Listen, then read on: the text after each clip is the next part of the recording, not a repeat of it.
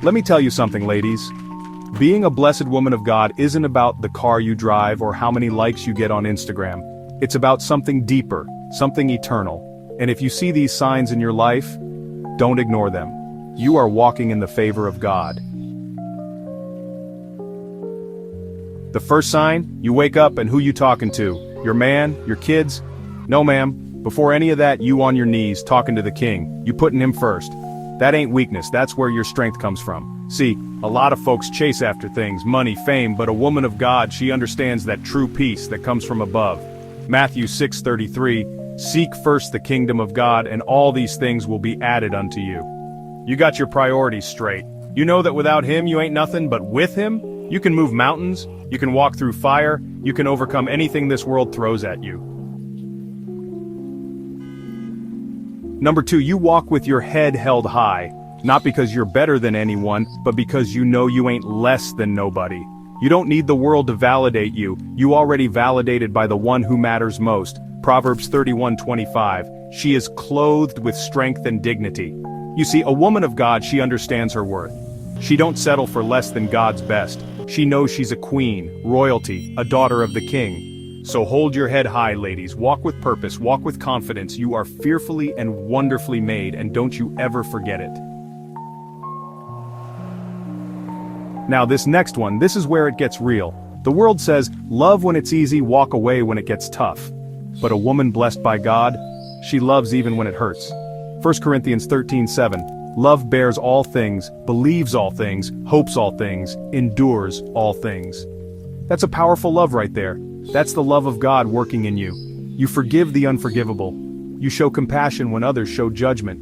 You see the good in people, even when they can't see it in themselves. That's a sign right there that you touched by the divine.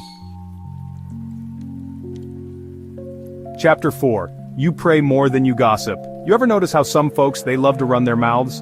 Always gossiping, tearing others down. But a woman of God, she uses her words to build up, not tear down. James 5:16, the prayer of a righteous person is powerful and effective. You see, her power ain't in her tongue to gossip, it's in her knees, on the ground, talking to the Almighty.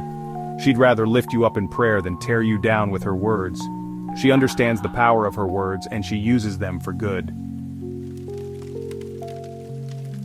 Chapter 5. You've been through the fire, but you're still standing. Now listen, life ain't always easy. You're gonna face trials, tribulations, things that make you want to give up. But here's the thing about a woman blessed by God. She's unbreakable. Isaiah 43:2. When you walk through the fire, you will not be burned. You see, she's been through the fire, she's been burned, but she didn't stay down. She rose from the ashes, stronger, wiser, more determined than ever. Scars? Yeah, she got them. But those scars, they tell a story of resilience, of faith, of victory. Don't let nobody tell you what you can't overcome, because a woman of God, she's a survivor. Chapter 6. Here's another sign. You understand that your blessings ain't meant to be hoarded, they meant to be shared. You see another sister struggling, you reach out a hand, not a fist.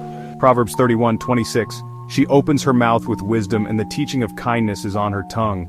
You see, a blessed woman, she don't compete, she completes. She celebrates the success of others, knowing there's enough blessings to go around. She's a mentor, a friend, a sister. She builds other women up because she knows that when one woman rises, we all rise. Chapter 7. Now, contentment, that's a powerful thing. It ain't about settling, it's about gratitude. It's about appreciating what you got, while still striving for what God has promised. Philippians 4:11-13. I have learned to be content. I can do all things through Christ who strengthens me. You see, a woman of God, she understands that her happiness ain't tied to her circumstances. She finds joy in the journey, knowing that God is working it all out for her good. She's grateful for what she got, but she ain't afraid to ask for more. She's got big dreams, big faith, and she knows that with God, all things are possible. Chapter 8. And finally, the most important sign of all, you walk by faith, not by sight.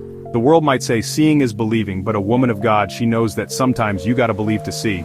2 Corinthians 5:7, for we walk by faith, not by sight. Even when the bank account's low, even when the doctor's report ain't good, even when it feels like the whole world's against you, you hold on to your faith. You trust in His plan, even when you can't see the whole picture. That's the kind of faith that moves mountains. That's the kind of faith that changes lives. That's the kind of faith that makes you a woman blessed by God.